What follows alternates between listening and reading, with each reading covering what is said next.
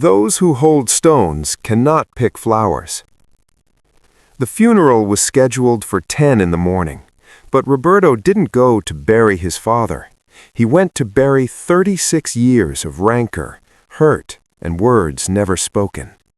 As the rain fell on the mahogany casket, his hands trembled, not from cold, but from the invisible weight he carried. Stones.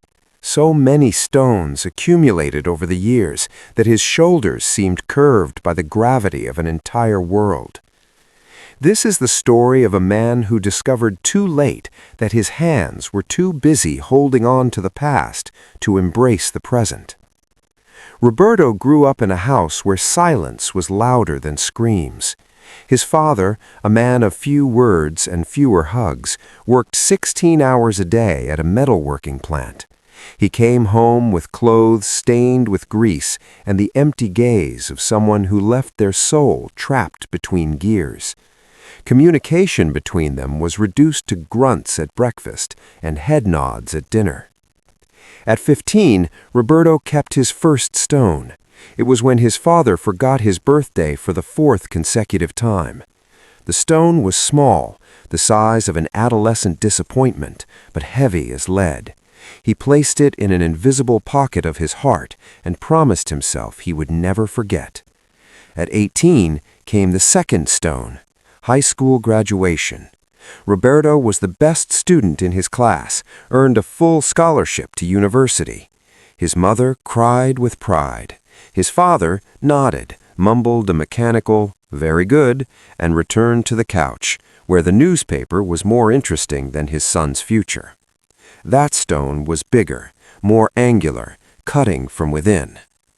Life has a peculiar way of teaching us its lessons. Sometimes it whispers, other times it screams. But for Roberto, it needed to tear everything down so he would finally listen.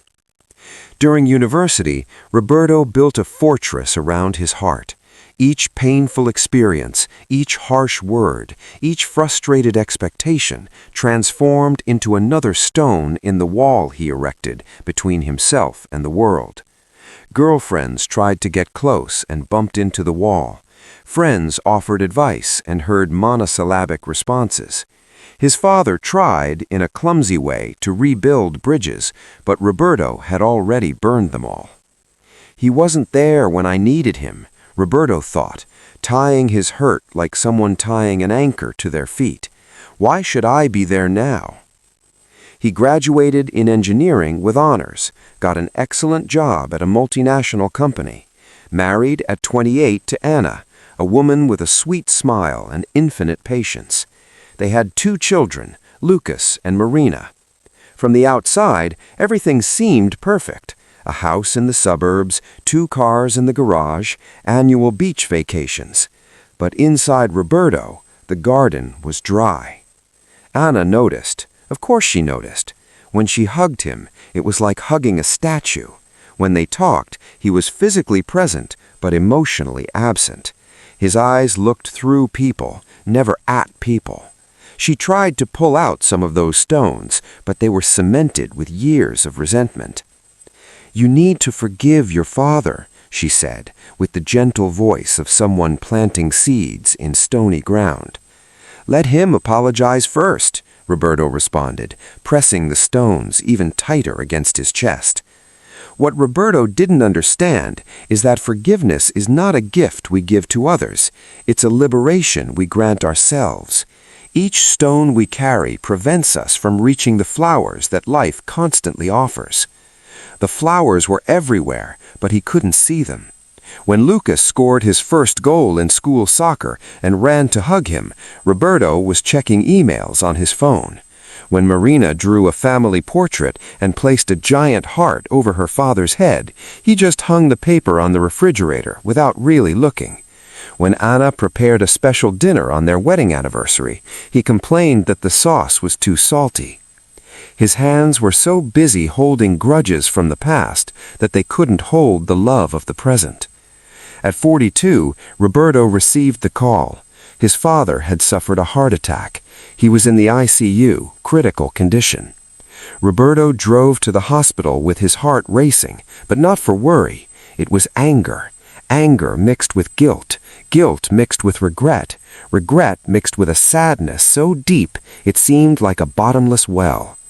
Upon entering the hospital room, he saw a man he didn't recognize. His father, always so strong, so unshakable, looked like a miniature version of himself. Yellowed skin, thin arms connected to tubes and wires, chest rising and falling with difficulty. His eyes, when they opened and met Roberto's, shone with something he had never seen before. Tears. "Son," he whispered, weak, scratchy. I'm sorry for everything." 3 words, 12 letters, the weight of decades trying to dissipate. Roberto was paralyzed. His mouth opened, but no sound came out. His hands gripped the sides of the plastic chair. He wanted to say so many things. He wanted to scream, cry, hug, run away. But mainly, he wanted to drop those damned stones. "I worked so hard," his father continued, each word costing visible effort, "because I was afraid I couldn't give you what my father never gave me, security, education, a future. But I ended up not giving the most important thing." "What was that?" Roberto whispered. "Myself, my presence, my time, my love." A tear ran down the wrinkled face of the man. "I'm sorry, son. Sorry you grew up thinking you weren't enough. You were always my pride." Something cracked inside Roberto, like when ice begins to melt in spring, producing that sound of a fissure opening. For the first time in 27 years, he cried in front of his father, not a contained, polite cry, but a deep, visceral cry from someone who finally allows the pain to come out. He held his father's hand, that calloused hand, marked by work scars, now fragile and cold. And for the first time, Roberto realized his father had also carried stones, different stones, but equally heavy. Stones from a generation that didn't know how to express affection, that confused provision with love, that believed men don't cry or hug. 2 men, 2 piles of stones, 1 hospital room. "I forgive you, Dad," Roberto said, and upon pronouncing these words, he felt his hands open.